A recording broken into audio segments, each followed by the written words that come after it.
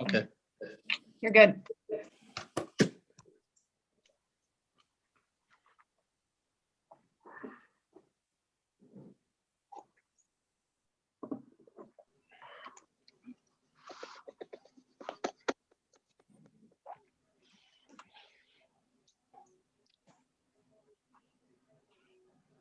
Sorry about that. I got something down my throat there. So we're ready to start then, Steve, you're good? Yep, we're good. Okay, we'll call the meeting to order. Declaration of community interest. You need to click there. No, good, thank you. Approval of the agenda. Steve, you can read the recommendation, please. The recommendation that the February 16th, 2021 agenda be approved as presented. And do we have a mover for that? Moved by member Weaver, seconded by member Cook. Any discussion? None noted. Call the question. All in favor?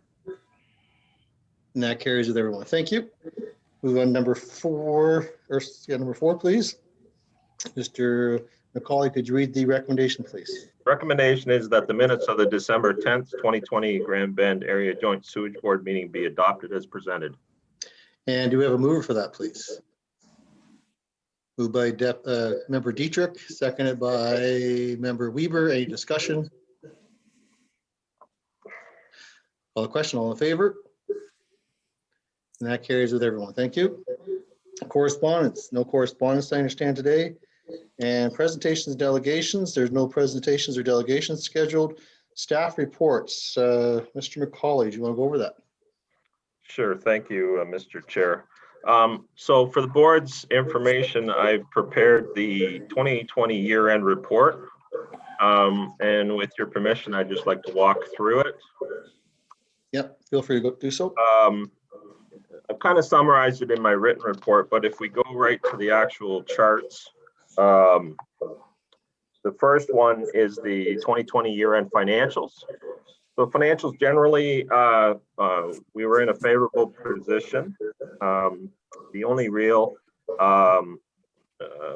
area that was over was in our annual preventative maintenance.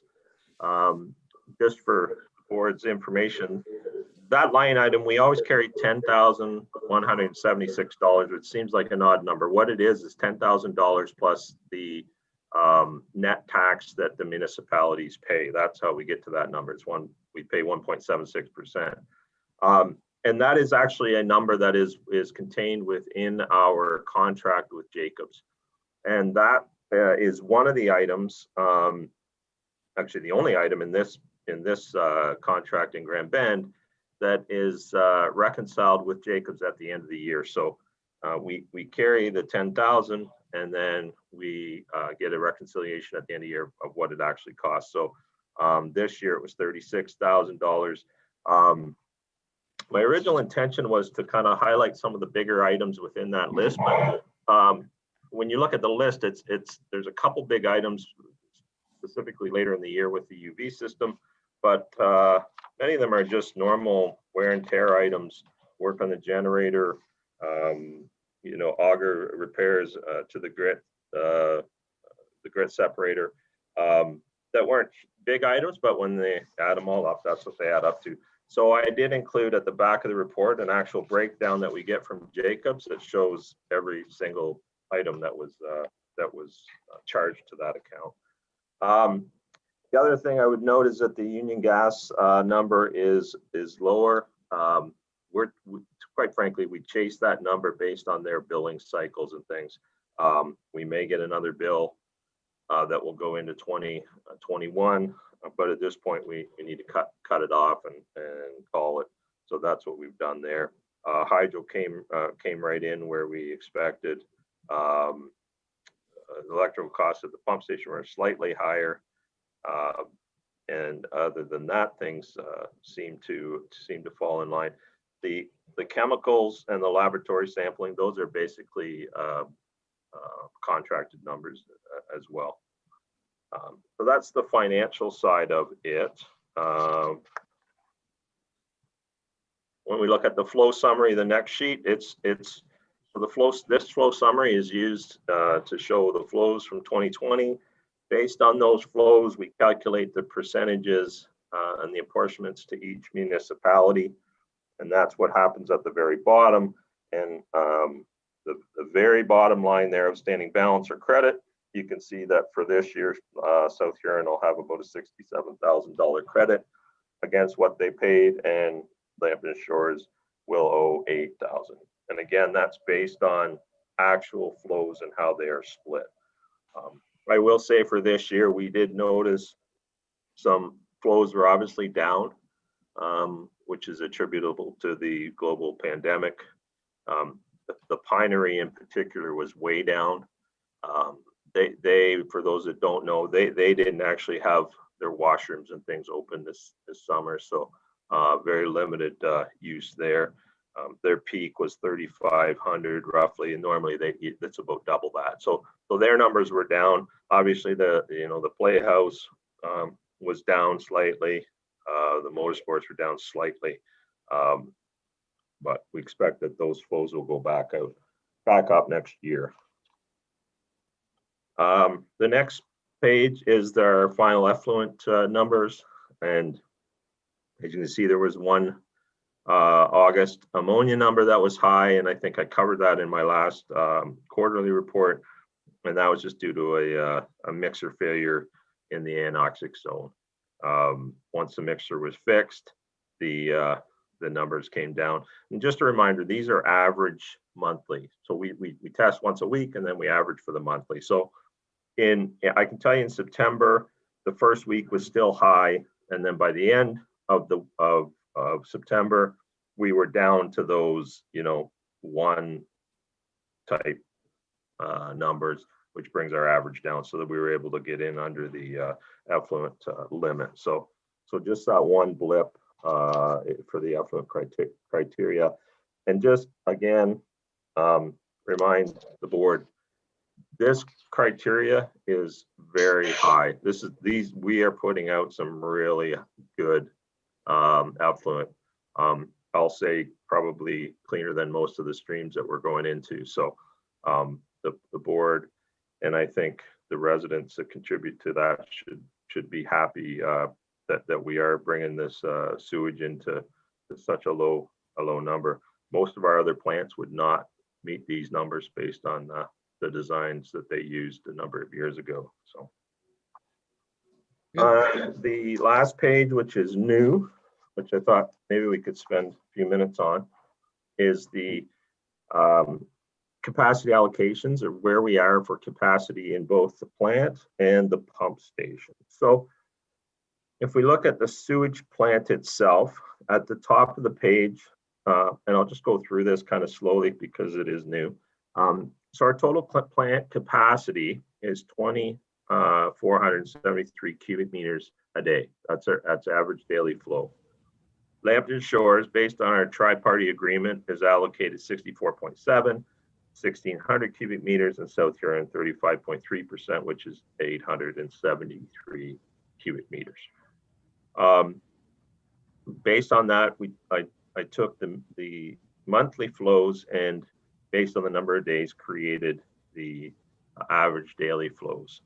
And I split them between Lambton Shores and South Huron. So you can see the 2020 flow for each municipality is what we calculated, and then the available is what's left or what hasn't been used. So you can see both municipalities have lots of capacity. If you look at that far two columns, that's the total for the plant. And if we just, kind of an average, but if you go to the very bottom line, you see 1651 is available, and 822 is used. So lots of capacity, and don't see any issues there. Now, this is just an average daily flow. It doesn't really take into effect peaking and things like that. So there are times when we get wet weather where those numbers will spike, and the plant will be we'll have to treat a lot more sewage. We are fortunate in Grand Bend that we have a system in place that can shave those peaks off if we need to, and send those directly to the lagoon. So it's controlled by it can be controlled by the computer system. So when those peaks come, we hive them off to the to the lagoon, and then we're able to draw them back in during dry weather times when we want to treat sewage from the lagoons. So that's a really nice feature we have at that Grand Bend plant. When we look at the main pump station, or what we all call PS2, our capacity there, now the pump station, it's I think important for the board to remember or to understand, when we look at the plant, we always talk about average daily flow. When we look at a pump station, we're not as interested in average daily flow. We're more interested in what we call instantaneous flow. So because the pump station has to move that sewage as soon as it comes in. Whereas in a sewage plant, you have a buffer, it takes time to go through. So those where you normally see the peaks and valleys, it kind of goes flatter when it goes through the plant. So when we look at the pump station, we always talk about liters per second, an actual flow rate. So the capacity at the pump station is 111.5 liters per second. And those, both the plant and the pump station, those capacities are set by our ECA that we have for each facility. At the PS2, the capacities are split equally 50-50. So we each have 55.75 liters per second. So when we look at the flows, again, these are calculated, and it's an even greater calculation. So it's basically we take the average daily and then we do a flow liters per second for each municipality, and that gets us an actual average flow. The problem with the pump station is we can't ignore those peaks like we do. Not that we ignore them, but they aren't as consequential at the sewage plant. So we have to add a peaking factor. So we use 3.3 as our peaking factors. Peaking factors are calculated typically based on area. The bigger the area, the less the peaking factor. And the peaking factor takes two things into account. One is what we call the diurnal flow. So on a typical day, everyone gets up and showers around the same time, 7-8 o'clock in the morning. They might come home at lunch and make some lunch and wash the dishes, and then they do the same thing at supper time, and then they do the same thing before they go to bed. So we see these spikes at these points. So that's one type of peak. The other type of peak is wet weather. So when we have rain, snow melt, things like that, we always have inflow and infiltration, and that creates a peak. So for the purposes of what we're calculating, we use 3.3. So when we apply that 3.3 peaking factor, we come up with our existing total flow. So that's what's coming to the plant that we measure right now, what we're calculating. On top of that, we have in Lambton Shores anyway, and I think South Huron will soon be committing additional capacity through development applications. So for instance, in Lambton Shores, there's the rice development that everyone I think is aware of on the north side of 81. And then we have the Pollock Farm on the south side of 81. So those have been, lands have been committed, and we include a calculated flow of those. So today, we wouldn't see that total flow, but when those are built out, we will. So we've committed to them, we account for them so that we know where we are. So the bottom line is, again, South Huron, lots of capacity available. Lambton Shores, not so much. So that is something Lambton Shores has been working with. We will be looking at the options that are available to increase that capacity. And as I noted in the report, that will be done in conjunction with South Huron and based on the requirements of the tri-party agreement, because there are requirements in there for when a partner wants to expand.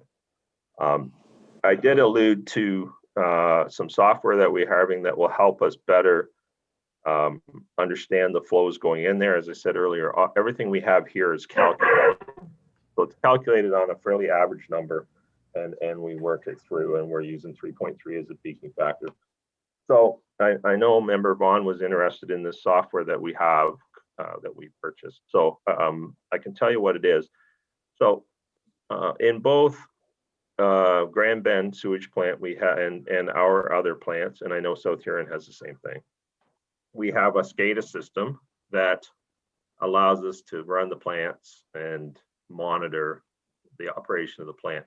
It also records things like flows and can record anything, flows, oxygen levels, pH, things like that. Those things that are recorded are stored in a database that is called the historian. And the historian is, we own the software to that, but it is kind of more meant for the plant, people that work at the plant, and it's really not that user friendly. What we've done is we've purchased software that will allow us to tap into that database and get out whatever reports we want to get out. So we can ask it to give us a 5-minute average flow into the sewage plant or the pump station. We can ask it to give us a 5-minute average of the levels in the wet well, which our engineers can then use to calculate that that flow rate. So, and that can be set up to spit that report out every month, every week. It can be set up to automatically email it. So Lambton Shores was purchasing that product anyway for our bigger system that we operate, our 3 other plants and our water systems. The nice thing about that software is they really don't care how many databases you attach to. So Lambton Shores and South Huron will just have the benefit in Grand Bend of having that software available, so we can produce those reports for our engineers. So and it really, in the grand scheme of things, I can tell you that a 5-seat license costs us $2,500 US. So it wasn't a huge investment, and it allowed us to do a number of other things as well. So it's more data that we can have to better understand, especially at PS2 where we are. So, so Mr. Chair, a lot of talking. Throw it back to the board. If they have any questions, happy to answer them. Yeah, good questions. Good talking there. Any questions for Steve at all? Oh, go ahead, Member Vaughn. Okay, I don't actually have a question, but I would just like to thank you for the capacity report, Steve. This was really nice to get.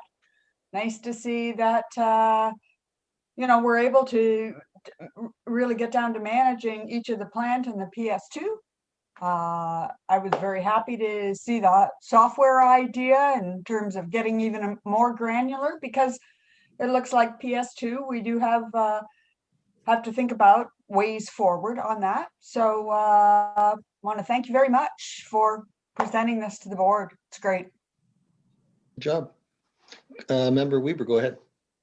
Yeah, I move we receive this report, and then I guess I have a question as well on the sewage plant, the allocations, the average daily flows, the top part of that, and great report. And it's got at the end available, so I'm thinking January there, available 1567.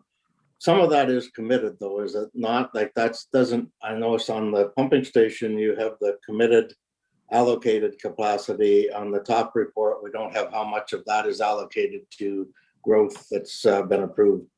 Am I correct in that number? We don't have 1567 to utilize because some of that is committed. Am I correct? So through the chair, so yeah, that's correct. And the reason I didn't get into that detail, to be honest with you, was just that we still do have lots of capacity there. So you're right, on the Lambton Shore side, we do have, again, that Pollock farm. And just as a frame of reference, when we look at the sewage plant, what does a cubic meter really mean? Well, rule of thumb is once these places are built out, about 1 cubic meter per house. So gives you an idea. Now, when we calculate it by the MOE standard, it's higher than that. And that's just a conservative number that the MOE makes us use. We know that typically it's around 1 cubic meter per house. So on the Lambton Shore side, we do have we've committed to the what we'll call the Drulo property outside of Grand Bend. And then we also have the Rice and a little bit more of the Rice development and the Pollock, but neither one of those will drastically affect those. But certainly as we refine this, and if we were, the other thing with the Drulo property is really the big one, but at this point, there's no, we have no indication that that's going to start soon or anything. So, and then as South Huron, we all know that South Huron's entertaining a development to the north, and as that gets approved, we'll start to add those things in as well and kind of refine the report a little bit more as we go.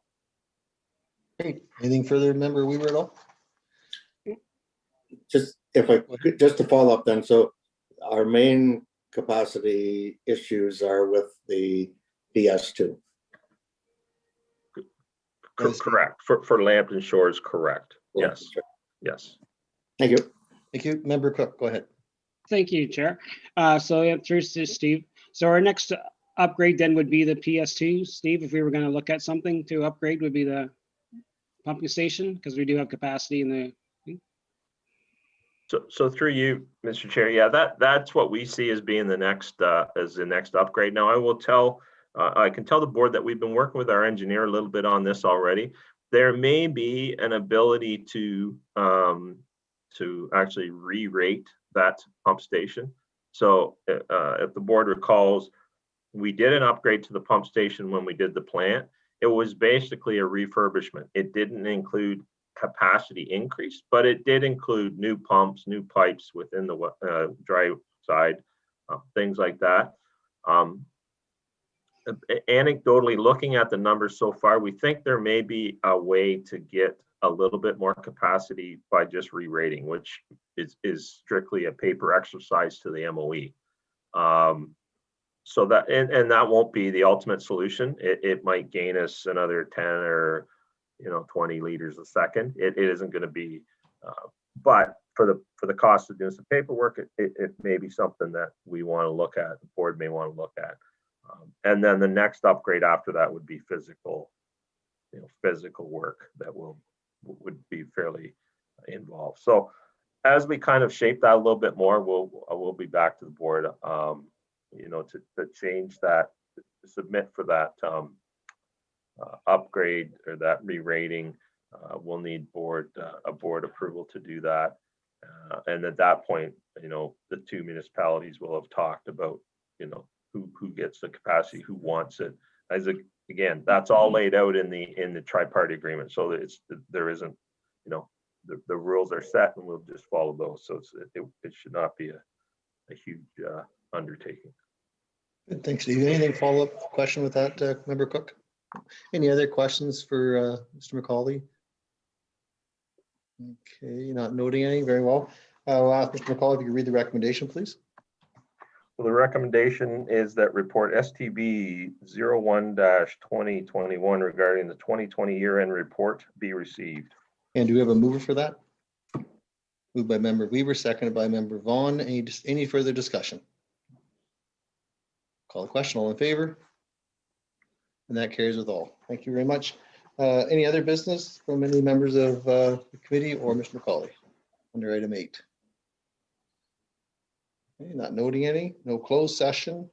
And I guess we go to Member Dietrich's favorite part here, adjournment. Is that correct?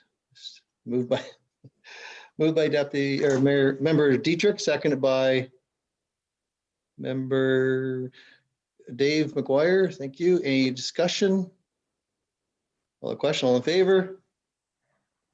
Thank you for attending, everyone. Have a great day, and we'll see you at the next meeting. Thanks, Steve. Thanks all. Stay safe.